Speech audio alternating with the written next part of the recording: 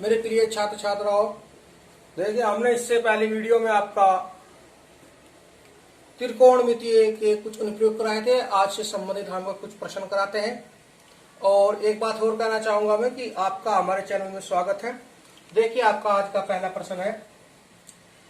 एक नहर के तट पर एक टीवी टावर ऊर्ध्वाधर खड़ा है। टावर के ठीक सामने दूसरे तट के अन्य बिंदु से टावर के शिखर का न्यूनतम कोण 60 है। इसी तट पर एक बिंदु से 20 मीटर दूर और इस बिंदु को मीनार के पार से मिलाने वाली रेखा पर स्थित एक अन्य बिंदु से टावर के शिखर का उन्नयन कोण 30 है। टावर की ऊंचाई और नहर की चौड़ाई ज्ञात कीजिए। देखिए आपको ये फिगर आपको प्रश्न में भी नजर आएगी। ये आपका टावर था, ये आपकी नहर है। इसका पहले कोण आपका कितना था? 60 अंश था। फिर इसका आपका हुआ 30।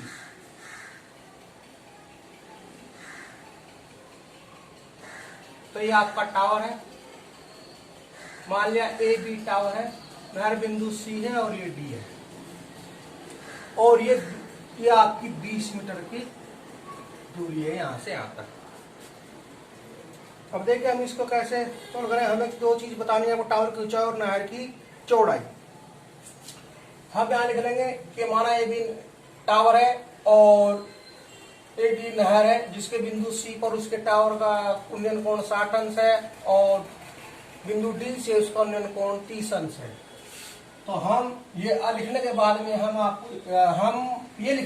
में हम फिर कैसे करते हैं। देखिए हम लिखेंगे त्रिभुज सी ए बी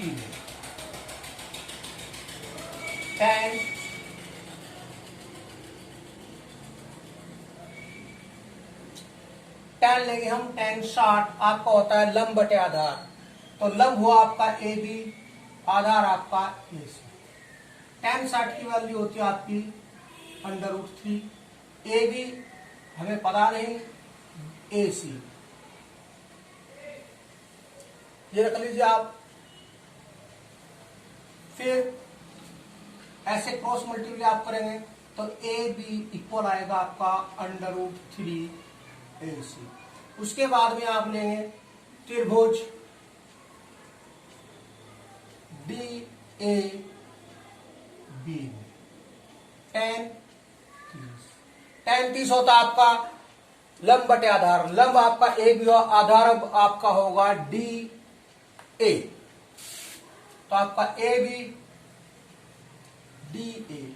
अब tan 30 की वैल्यू होती है आपका 1/√3 ए बी।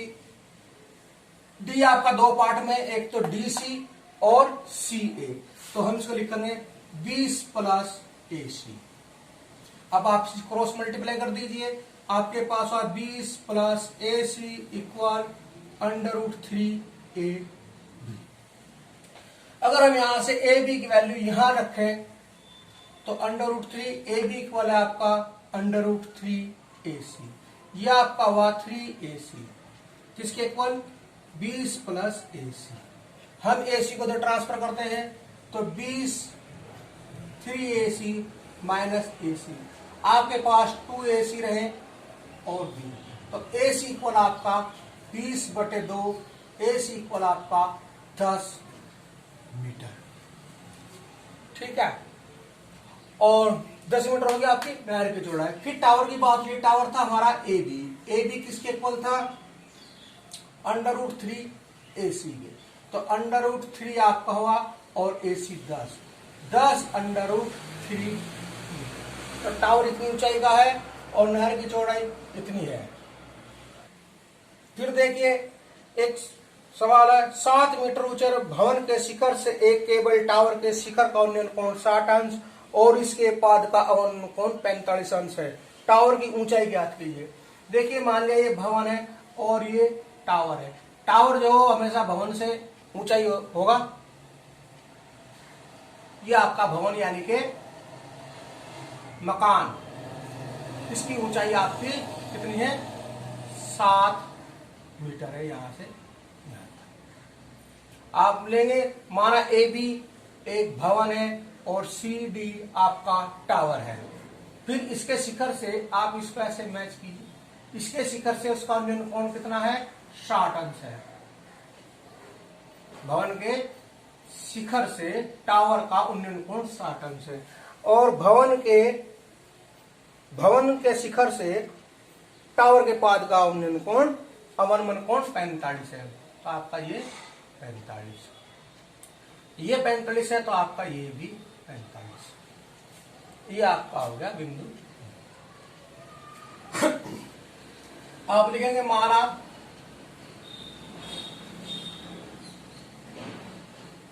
ए बी एक भवन है जिसकी ऊंचाई 7 मीटर है। सी डी एक टावर है, ठीक है। अब आप लेंगे त्रिभुज, इसमें आप इसमें ले लिए त्रिभुज सी ए बी में, त्रिभुज सी ए बी में tan 45 लंब बटे आधार, लंब आपका ए बी, आधार आपका ए सी। tan 35 का मान 1 होता है, ए बी 7 मीटर है और ए सी जो का, तो आप क्रॉस मल्टीप्लाई करेंगे तो ए सी इक्वल 7 मीटर, यानी कि ये डिस्टेंस आपकी 7 मीटर है। यदि प्रश्न में पूछ लेता कि भवन और टावर के बीच की दूरी कितनी है, तो आप लिखते 7 मीटर है, क्योंकि भवन और टावर की डिस्टेंस 7 मीटर है। अब आप लेंगे, अब देखिए जितनी एसी है उतनी आपकी बीई होगी, क्योंकि टावर भी सीधा खड़ा है और भवन भी सीधा खड़ा है, तो जितनी यहां से उनकी दूरी होगी उतनी यहां से होगी, यानी कि आपका एसी इक्वल बीई। अब आप लेंगे त्रिभुज बीई डी, ये tan 60 हो आपका,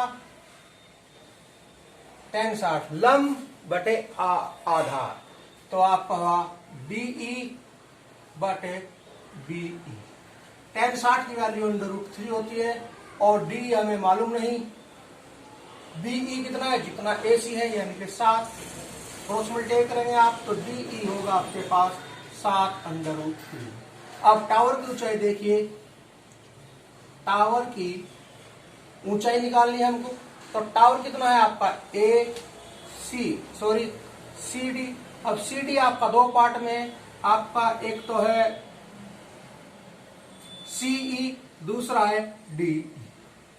तो सी कितना है आपका, जितना आपका ए बी है, ये भी आपका 7 है, तो 7 प्लस ये आपने निकाल लिए 7√3, तो 7 कॉमन लेंगे 1 प्लस √3, ये आपकी टावर की ऊंचाई है।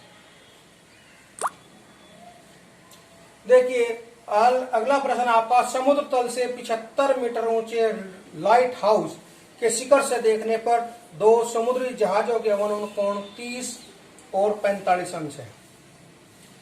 यदि लाइट हाउस के एक ही ओर एक जहाज दूसरे के ठीक पीछे हो तो दोनों जहाजों के बीच की दूरी ज्ञात कीजिए।